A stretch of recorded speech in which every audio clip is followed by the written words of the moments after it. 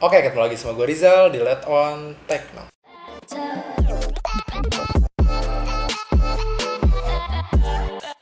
Nah, kali ini gue mau bahas soal racik PC ya. 2020 dengan racikan Intel Core i5 9400F dan juga GTX 1660. Nah, sebenarnya ini tuh bukan racikan yang aneh lagi. Udah banyak banget orang-orang yang nge-build dan juga banyak banget channel yang review dari performa racikan kayak gini. Cuman yang menarik adalah ketika gue mau bikin video ini, tadinya gue mau bikin video racikan PC 8 jutaan gitu, karena gue mikir bahwa semua komponen ini tuh di harga 2020, di tahun 2020 itu udah turun gitu ya. Tapi ternyata gue inget gitu kalau sekarang itu dolar lagi naik, dan gue bikin build PC simulation dulu di Entra Komputer gitu.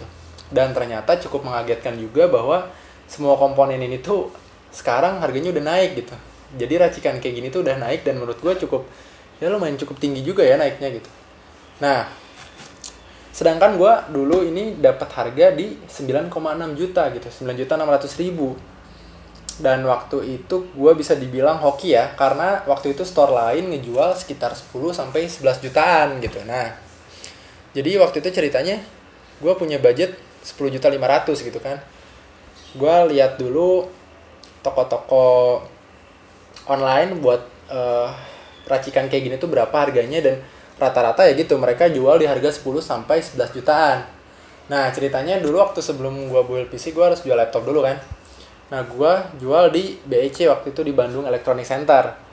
Nah, di sana setelah gue jual PC, sebenarnya gue udah ada janji sama store komputer, dan gue udah ngedeal juga waktu itu dapat harga di racikan kayak gini itu di 10 juta kurang 1.000, 9.999.000 ya.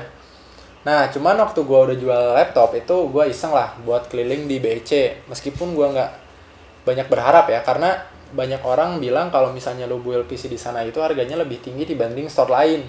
Tapi ya gue iseng kan waktu itu. Nah, gue ke dua store pertama itu memang harganya waktu itu 11 jutaan. Dan wah, budget gue nggak masuk lah intinya. Dan akhirnya gue datang ke store ketiga, kalau nggak salah namanya itu System One, di BEC itu namanya System One, dan gue dapat harga waktu itu gue ngasihin racikan, dan gue dapat harga di 9,6 juta, 9.600.000 gitu. Nah, gue seneng ya waktu itu. Cuman waktu itu juga gue nggak langsung ngedeal, jadi gue cari-cari dulu store lain, siapa tahu ada harga yang lebih murah gitu kan, tapi ternyata enggak gitu. Dan akhirnya gue balik lagi ke toko itu 9,6 juta.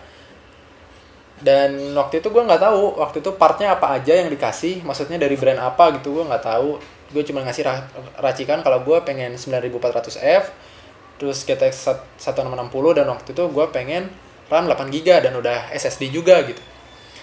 Dan akhirnya waktu itu si mbak-mbaknya itu ngetik PC ya, ngetik si racikan gue itu, keluarlah si struknya ya.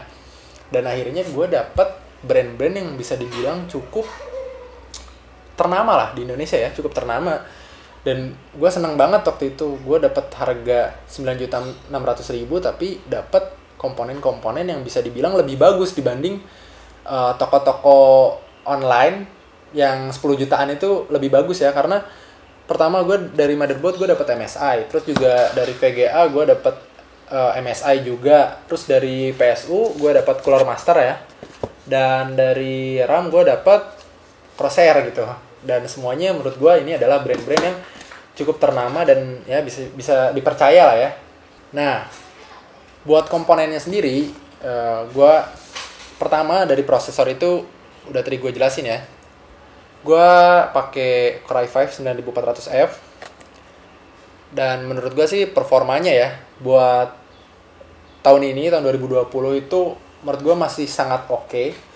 Karena menurut gue sih racikan kayak gini tuh bisa bertahan mungkin sekitar 2 tahun ke depan lah ya. Dan menurut gue 9400F ini adalah CPU yang paling worth it lah untuk saat ini.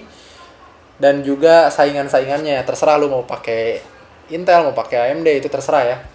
Dan juga untuk VGA gue pakai GTX 1660. Nah, si VGA ini tuh ya memang untuk saat ini itu bukan pilihan yang paling big deal ya. Masih ada 1660 Super dan 1660 Ti. Tapi pasti juga harganya lebih mahal. Mungkin ya selisihnya kalau sama yang Super itu mungkin selisih 300 sampai 500 ribu. Tapi kalau sama yang Ti itu ya lumayan jauh ya. Apalagi di tahun 2020 itu si dolar lagi naik gitu. Nah, menurut gue sih kalau misalnya lu nggak ada budget lebih dan cuman bisa beli 1660, menurut gue sih nggak masalah ya, karena Vega ini tuh menurut gue sangat-sangat masih worth it banget, dan juga masih apa ya, masih big deal lah. Lu bisa beli dan lu masih bisa pakai beberapa tahun ke depan. Dan untuk saat ini pun buat game-game sekarang, game-game 2019 itu masih sangat enak banget. Di settingan Full HD Ultra lu masih bisa dapat 60 fps ke atas lah. Nah, untuk RAM sendiri waktu itu gue dikasih Crosshair 8GB, Crosshair Vengeance LPX 8GB 2400 mHz. Dan menurut gue ini apa ya, gokil lah. Gue dikasih RAM dengan brand Crosshair, sedangkan waktu itu di toko yang pertama gue udah ngedeal itu, gue inget banget gue dikasih Vengeance yang 8GB gitu. Nah, untuk PSU sendiri gua pakai Cooler Master MWE 450 watt Silver Certified. Jadi udah bersertifikasi ya 80 plus silver. Dan menurut gua 450 watt ini udah bener-bener cukup banget, karena kalau gua hitung-hitung dayanya ini cuman sekitar, kalau sedang maksimum itu kalau lagi dipakai yang berat-berat itu ya 360 lah, 360 380 lah, nggak sampai 400. Karena memang PC-PC sekarang itu kan irit daya ya, nggak kayak PC-PC zaman dulu. Jadi juga listrik nggak akan terlalu boros lah. Nah, untuk heatsinknya sendiri, gue beli terpisah ya. Gue beli terpisah itu di harga 120.000. Gue pakai Dark Void. Sebenarnya ini bukan heatsink yang recommended ya. Karena masih banyak lah produk-produk heatsink lain yang kalau kalian punya budget lebih bisa beli yang sedikit lebih mahal tapi juga lebih bagus. Tapi kalau si Dark Void ini gue dibanding pakai stock cooler mending gue beli Dark Void ya, karena dia juga udah RGB meskipun nggak bisa ganti-ganti gitu ya, kayak gini aja di satu warna gitu stuck. Nah, buat si casingnya ini gue pakai Cube Gaming Huntington ya, Cube Gaming Huntington. Dan menurut gue suka banget waktu itu karena pertama udah RGB juga, dapat 3 fan, dan udah apa ya, sangat-sangat oke lah. Depan belakangnya udah include tempered glass gitu, dia udah pakai tempered glass. Nah, saat gue cek semua komponen ini di Enter Computer itu sekarang di 10.600.000 ya. Jadi bisa dibilang beda 1 juta dibanding gue beli dulu gitu. Nah, menarik banget buat kalian yang mungkin udah ngeplan dari tahun lalu buat build PC dengan spek kayak gini, dan mungkin kalian bisa berpikir bahwa komponen kayak gini itu sekarang dapat 8 juta, itu ternyata enggak, sekarang justru naik dan lebih mahal ya.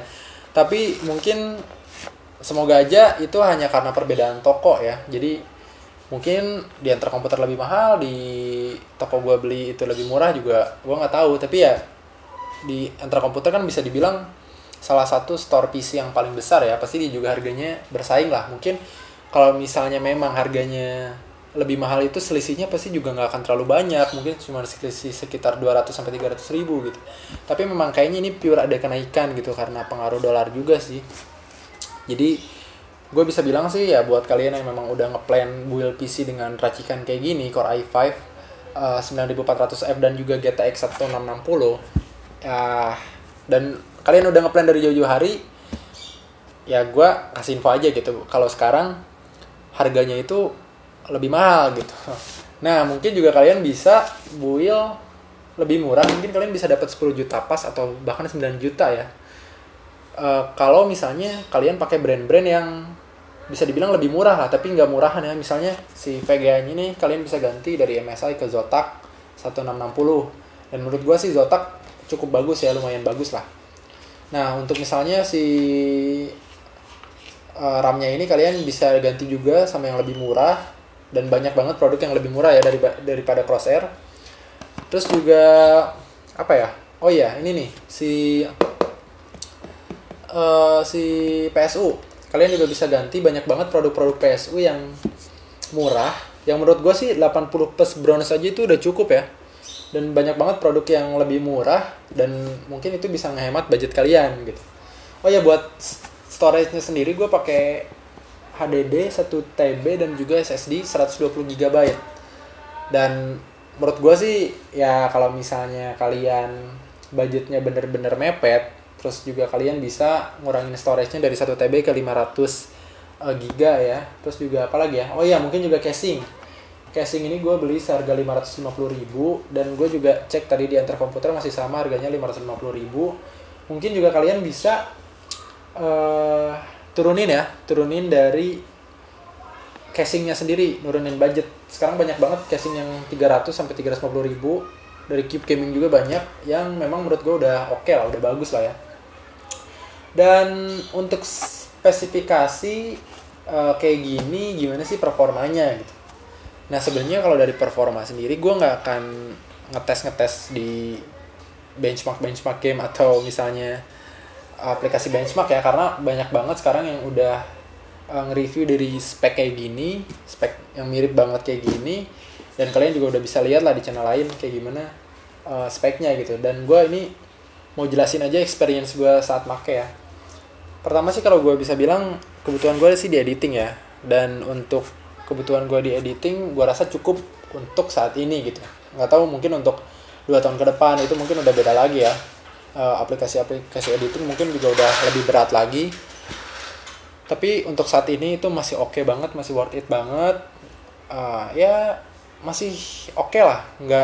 Gue nggak nemuin masalah-masalah yang aneh-aneh gitu, kayak misalnya nge-lag kayak gitu, enggak sih. Mungkin ya nge-lag mungkin kalau misalnya lu main di After Effects terus kasih efek yang bener-bener berat banget ya, nge-lag dikit itu wajar.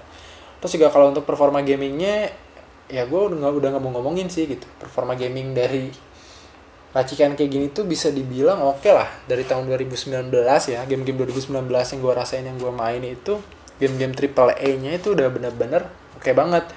Di settingan Full HD, settingan high, rata kanan, itu rata-rata semua game itu bisa dapat 60 fps ke atas gitu kan.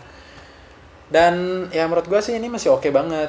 Dan buat kalian yang mau build PC tahun 2020 ya, dan budget kalian itu udah di plan dari tahun sebelumnya, itu ya kalian harus rebudget lagi lah. Lu harus apa ya, bisa dibilang nyari-nyari lagi info-info harga komponen-komponen PC tahun 2020 gitu. Nah mungkin sekian video dari gue. Semoga kalian yang mau build PC tahun ini bisa cepat-cepat tercapai dan cepat-cepat punya PC yang memenuhi kebutuhan kalian. Oke, sekian dari gue. Jangan lupa like, comment, dan subscribe.